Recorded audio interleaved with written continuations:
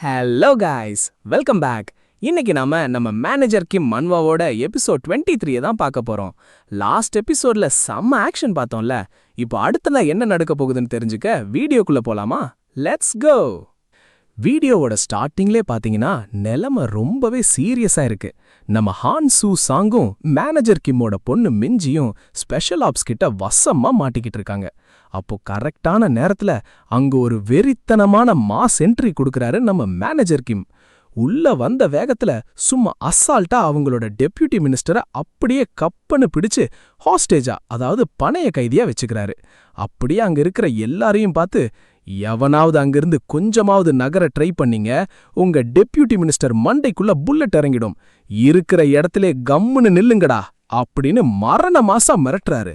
நம்ம மேனேஜர் கிம்மோட அந்த லுக்க பார்க்கும்போதே சும்மா கிள்ளி பிடிக்குது. இதெல்லாம் பார்த்துக்கிட்டு இருக்கிற மிஞ்சிக்கு கண்ல இருந்து தார தாரையா கண்ணீர் வருது.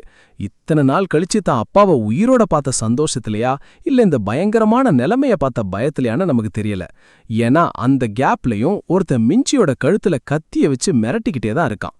இப்போ நம்ம கிரவுண்ட் ஹாக், அதாவது குக் சோல் செம காண்டாகி, டே நாசமா போறவன என்னடா பண்ணிட்டு இருக்க அப்படின்னு கத்துறான். ஆனா மேனேஜர் கிம் பிடியில இருக்கிற டெப்யூட்டி மினிஸ்டர் பயத்துல உச்சா போற நிலைமைக்கே வந்துட்டாரு. அவர் பதறிக்கிட்டே, நிறுத்துங்கடா, எல்லாரும் அங்கே நில்லுங்க, நான் நிஜமாதான் சொல்றேன், இது என்னோட ஆர்டர், எவனாவது நகர்ந்தீங்க உங்க எல்லார் மேலேயும் நான் ஆக்ஷன் எடுப்பேன், நான் சொல்றத கேளுங்கடா அப்படின்னு அலறாரு. இதை கேட்கிற கிரவுண்ட் ஹாக்கு மண்டையே வெடிச்சிடும் போல அவ்வளோ கோபம் வருது. ஆனா பாஸ் ஆர்டர் போட்டுட்டாரே. இப்ப மேனேஜர் கிம் ரொம்ப கூலா ஆனா ஆபத்தா டெப்யூட்டி மினிஸ்டர் கிட்ட சொல்றாரு, டேய், உன் ஆளுங்களை எல்லாரையும் ஆயுதத்தை கீழே போட சொல்லு, நான் 3 வரைக்கும் தான் எண்ணுவேன், 1 2 அப்படின்னு கவுண்ட் பண்ண ஸ்டார்ட் பண்றாரு. அவ்வளோதான். டெப்யூட்டி மினிஸ்டர் அழுதுகிட்டே, ப்ளீஸ்டா எல்லாரும் துப்பாக்கிய கீழே போடுங்கடா, இல்லனா இவன் என்ன கொன்னுடுவான்டா, சீக்கிரம் போடுங்க அப்படின்னு கெஞ்சுறாரு. அந்த ஏஜென்ட்ஸ் எல்லாரும் கொஞ்சம் தயங்கினாலும் ஒருத்தர் பார்த்துட்டு வேற வழியே இல்லாம தங்களோட வெப்பன்ஸை கீழே போடுறாங்க. ஆனா நம்ம கிரவுண்ட் ஹாக், அதாவது குக் சோல், அவ்வளோ சீக்கிரம் கேட்கறாளா என்ன? இவன் ஒரு நம்பர் 1 முரட்டு பிடிவாதக்காரன். எல்லாரும் ஆயுதத்தை கீழே போட்டாலும் இவன் மட்டும் இன்னும் கண்ணை கீழே போடல. மத்த ஏஜென்ட்ஸை பார்த்து விரித்தனமா கத்துறான். முட்டாள் பசங்களா, ஒரு சோல்ஜர் எக்காரணத்தை கொண்டும் தான் ஆயுதத்தை கீழே போடக்கூடாதுன்னு நான் உங்களுக்கு சொல்லி கொடுக்கலையா? கம்முன்னு கண்ணை எடுங்கடா. இத பார்த்து நம்ம டெப்யூட்டி மினிஸ்டருக்கு பித்து பிடிச்ச மாதிரி ஆகிடுச்சு. டேய் குக்சோல், நான் சொன்னது உன் காதுல விளையலையா? அவங்கள முதல்ல விட்டுடா, உன் துப்பாக்கி கீழே போடு அப்படின்னு கத்துறாரு. ஆனா கிரவுண்ட் ஹாக் செம்ம காண்டாயி மேனேஜர் கிம்ம பார்த்து சிரிக்கிறான். ஷிட், டேய் கோட் 66, நீ என்னடா பெரிய பிளான் பண்ணிட்டதா நினைப்பா?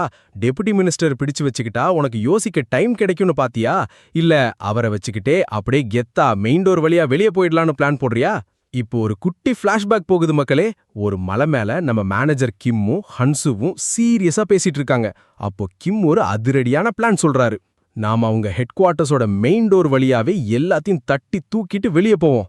இத கேட்ட ஹன்சு ஷாப் ஆகி, டேய் என்னடா சொல்ற, மெயின் டோர் வழியா போனா ஆபத்து அதிகம்டா, ரிஸ்க் எடுக்காத அப்படின்னு சொல்றாரு. ஆனா கிம்மோட கண்ணுல ஒரு வெறி தெரியுது. ஆமா, ஆனா நம்ம கூட என் பொண்ணு மிஞ்சி இருக்கா, அவளுக்காக நான் எந்த ரிஸ்கையும் எடுக்க தயார். ஆனா இந்த பிளான் ஒர்க் அவுட் ஆக நமக்கு ஹெல்ப் பண்ண இன்னும் ஒருத்தன் தேவை அப்படின்னு ஒரு பெரிய சஸ்பென்ஸ் வைக்கிறாரு கிம். கட் பண்ணா இப்போ பிரசன்ட் சீன். ஹெட் குவார்ட்டர்ஸே அதிருது.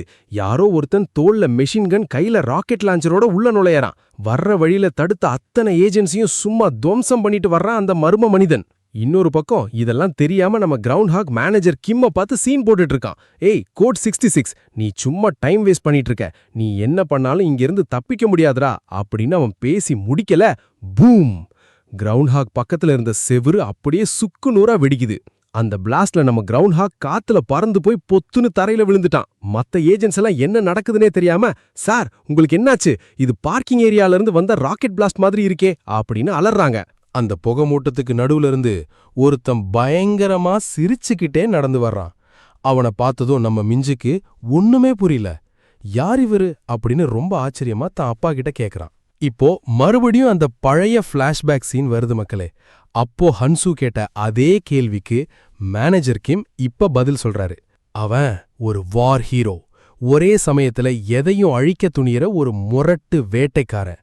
அவன் பேரு தான் ஜின்சல் பார்க். சீனு கட்டானா இப்போ நம்ம ஜின்சல் பார்க் சம கெத்தா முன்னாடி வந்து நிக்கிறாரு.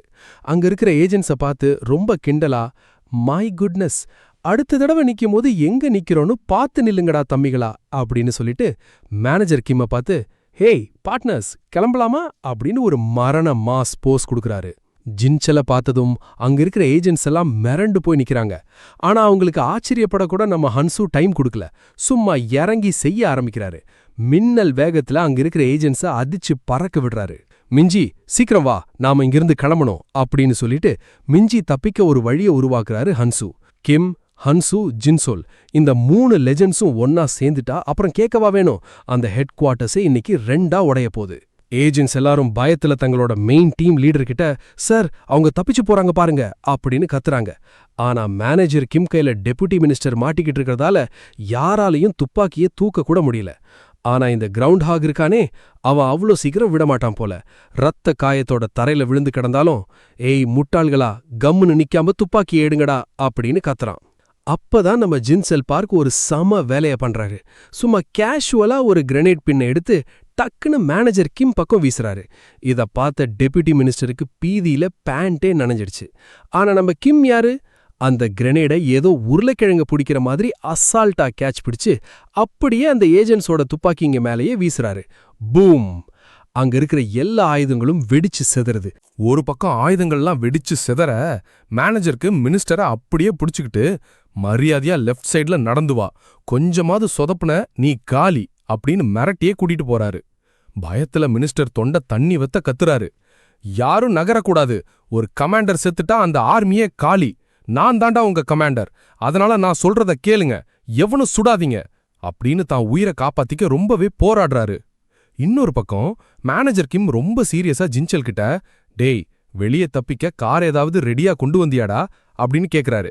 அதுக்கு நம்ம ஜின்சல் ரொம்ப கேஷுவலா சிரிச்சுக்கிட்டே சொல்றாரு, இல்லடா நீ கூப்பிட்டப்போ நான் ரொம்ப முக்கியமான ஒரு வேலையா இருந்தேன், அதை அப்படியே போட்டுட்டு பதறி அடிச்சு ஓடி வந்தேன். கார் எடுக்க கூட டைம் இல்ல, அதான் அப்படியே ஓடியே வந்துட்டேன். அவ்வளோ வெயிட்டான மெஷின் கன், ராக்கெட் லான்ச்சர் இது எல்லாம் தூக்கிட்டு ஓடியே வந்திருக்காருன்னா பாத்துக்கோங்க மக்களே, நம்ம ஜின்சல்னா சும்மாவா?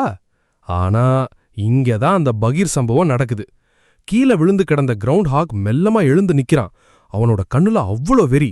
ஏஜென்ட்ஸை பார்த்து கத்துறான், போதும் நிறுத்துங்க, நாம இவங்களுக்கு ரொம்ப டைம் கொடுத்துட்டோம். எந்த கமாண்டராவது தன் சிப்பாய்களை ஆயுதத்தை கீழே போட சொல்லுவானா? இவன் ஒரு கோழை. இதை கேட்ட மினிஸ்டருக்கு உயிர் போயிட்டு வருது. டேய் குக்சோல், என்னடா பேசுற, முதல்ல துப்பாக்கியை கீழே போடுடா அப்படின்னு அலறாரு. ஆனா கிரவுண்ட் ஹாக் எதற்கும் துணிஞ்சவன். அவன் டக்குன்னு தான் கன்னை எடுத்தான். பேங்! கன்ஷாட் அந்த டெப்யூட்டி மினிஸ்டரோட நெத்திலே சுட்டுதான். அவ்வளவுதான், மினிஸ்டர் ஸ்பாட் அவுட். ரத்த வெள்ளத்துல கீழே சாஞ்சிட்டாரு.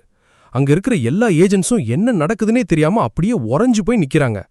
தான் பாச சுட்ட கொஞ்சம் கூட குற்ற உணர்ச்சி இல்லாம கிரவுண்ட் ஹாக் ரொம்ப அசால்ட்டா தான் கண்ணை பார்த்து சொல்றான், ஷிட், இதுதான் என் கடைசி புல்லட்.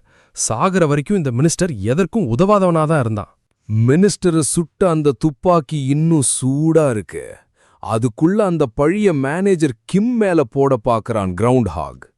கிம்ம பார்த்து ஒரு வில்லத்தனமான சிரிப்பு சிரிச்சுக்கிட்டே சொல்றான், கோட் 66, இவனை நான் கொல்லல, நீதான் கொன்ன.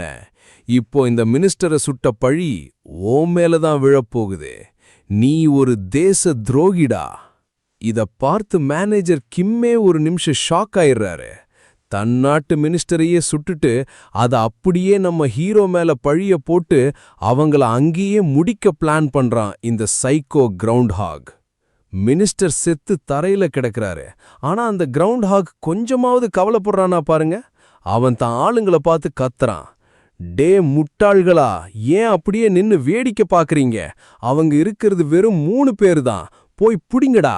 உங்களுக்கு இப்ப துப்பாக்கி எல்லாம் தேவையில்லை, உங்க பலத்தை காட்டி அவங்கள அங்கேயே நசுக்குங்கடா அப்படின்னு ஆர்டர் போடுறான். அவ்வளவுதான், அந்த 100கணக்கான ஏஜென்ட்ஸ் எல்லாரும் வெறி கொண்டு நம்ம மேனேஜர் கிம் டீம் மேல பாயிறாங்க. இத பாக்குற நம்ம மிஞ்சி பாவம் பயத்துல நடுங்கி போய் கத்துறா. ஆனா அங்கதான் ஒரு தரமான சம்பவம் காத்துட்டு இருக்கு. அந்த ஏஜென்ட்ஸ் ஒவ்வொருத்தரா கிம் டீம் கிட்ட வர்றாங்க.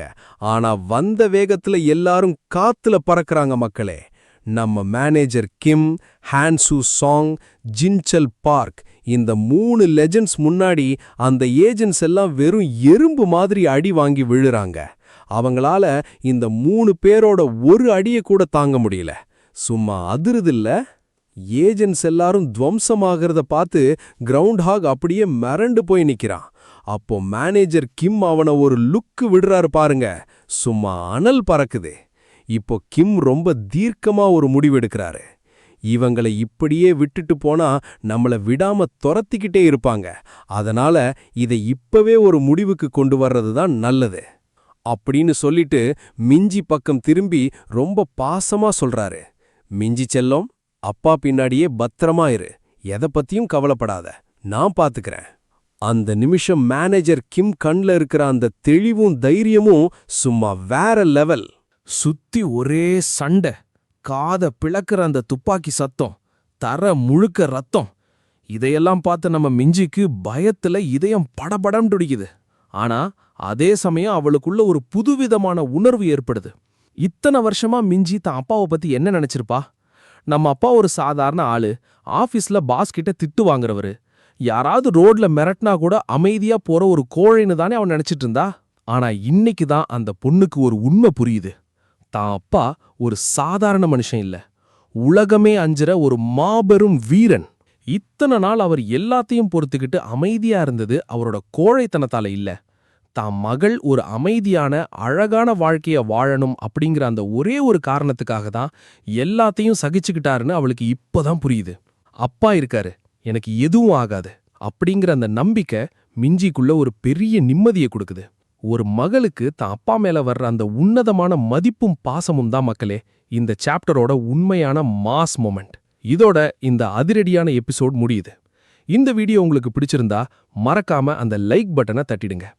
அப்படியே நம்ம சேனலுக்கு புதுசா வந்திருந்தா அந்த சப்ஸ்கிரைப் பட்டனை அழுத்திட்டு பக்கத்துல இருக்கிற பெல் ஐக்கானையும் தட்டி விடுங்க. அப்போதான் அடுத்தடுத்த விறுவிறுப்பான எபிசோட்ஸ் உங்களை தேடி வரும். சீக்கிரமே அடுத்த வீடியோல உங்களை சந்திக்கிறேன். அது வரைக்கும் டாடா, பை பாய்.